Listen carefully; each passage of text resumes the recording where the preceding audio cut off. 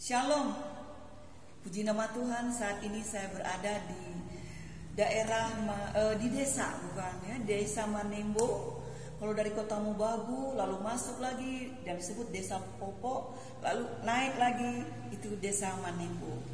Kalau saat ini saya berada di sebuah gereja bagi saya sangat luar biasa, saudara. Karena gereja ini gembalanya umur hampir 92 tahun. Bayangkan saudara, masih melayani, membaca Alkitab tidak pakai kacamata. Dan dia sangat bagi saya pribadi menjadi teladan, saudara. Karena saya sudah melayani dari ujung ke ujung dari sampai ke Papua, belum ada saya temukan orang yang setia seperti Oma Buyung ini. Bersama suaminya dia melayani dan dia bercerita bagaimana dulu waktu dia pertama kali datang ke desa ini jalan kaki, turun lembah, naik gunung. Pernah dia katakan jatuh, saudara, lalu dia pegang itu akar-akar. Tetapi semangat dia untuk melayani luar biasa. Memang Oma ini adalah Laskar Kristus itu ya.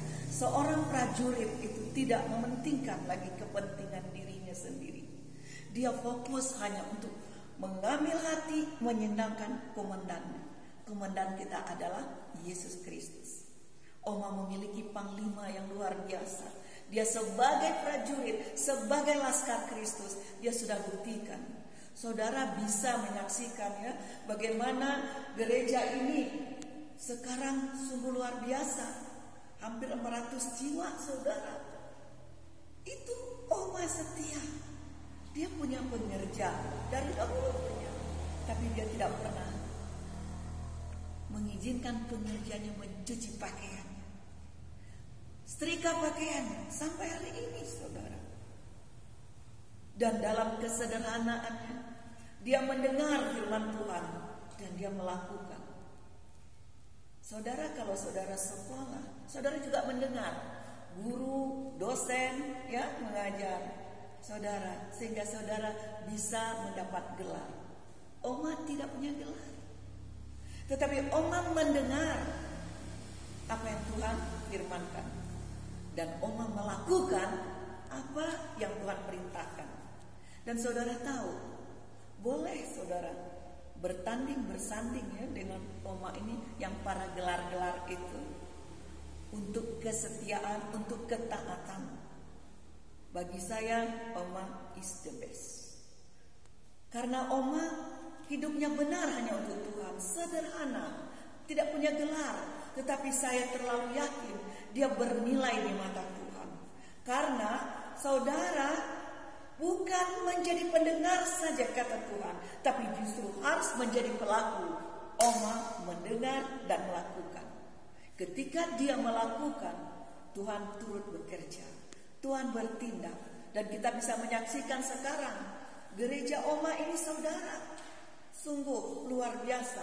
Kalau orang melihat Oma mungkin dalam pertemuan di mana-mana, apalagi di luar kota, provinsi, orang tidak akan menyangka bahwa Oma memiliki karya bersama Tuhan, yaitu membangun gereja ini, membangun jiwa-jiwa, sehingga ada hubungan antara jemaat, ketua-ketua rayon, anak-anak rohani Oma dengan Oma terikat penuh kasih sampai hari ini. Dan Oma tidak mau hanya menerima saja. Oh, dia menerima berkat dari jemaatnya lalu simpan di bank. Tidak ada, saudara. Dia kembalikan untuk memuliakan Tuhan. Dia terus berbagi, baik tenaga, kasih, semuanya hanya untuk memuliakan Tuhan. Banyak anak-anak rohaninya di mana-mana, saudara. Semoga mereka mengingat Oma, orang yang benar-benar hidup di dalam Tuhan. Ketika kita meresponi mereka, Oma ini, mengasihi Oma ini, dalam hal itu saja kita sudah diperhitungkan oleh Tuhan. Karena di Kejadian pasal 12 itu mengatakan bahwa ketika Tuhan memanggil Abram keluar dari kampung halamannya, janji Tuhan kepada Abraham, bapak beriman kita. Siapa yang memberkati kamu, akan Tuhan berkati. Siapa yang mengutuk kamu, akan Tuhan kutuk. Artinya Tuhan menjamin kehidupan orang benar itu 100%, baik di dunia sampai kepada kehidupan yang kekal. Saya Yusnita Tanjung, saya kenal sama Oma udah cukup lama, saudara ya. Waktu itu dibawa oleh Bapak Hengki, Om Robi, ya Bapak Hen. Waktu itu ada 4 hamba Tuhan senior membawa saya ke sini. Saya pikir ini adalah desa, saudara. Malam pakai mobil itu bilang, di kemana ini? Saya dibawa ke desa yang gelap gulita. Lalu siapa sih yang akan menerima saya di desa ini? Seorang oma, mungkin sudah 10 tahun yang lalu itu, saudara ya. Dia menyambut dengan penuh kasih. Dan saya terharu, saya terdiam, saya katakan, Tuhan, ini rupanya Tuhan bawa saya ke tempat ini untuk boleh membuktikan, melihat bagaimana karya Tuhan itu benar-benar nyata dalam kehidupan Oma Buyung ini. Orang sangat sederhana, mungkin pendidikan juga sangat sederhana, tetapi nilai rohaninya setinggi Oma ini belum pernah saya temukan di mana-mana. Belum, saudara. Ada atau tidak di tempat saudara? Datang jemaatnya bawa perpuluhan, Oma tidak biarkan jemaatnya itu tangan kosong pulang. Selalu ada berkat, ada bingkisan untuk jemaatnya. Yang menarik sekali, saudara, ketika dia ulang tahun, dia yang memberi kado kepada jemaat-jemaatnya. Kalau ada yang seperti itu, berarti kembar sama Oma ini.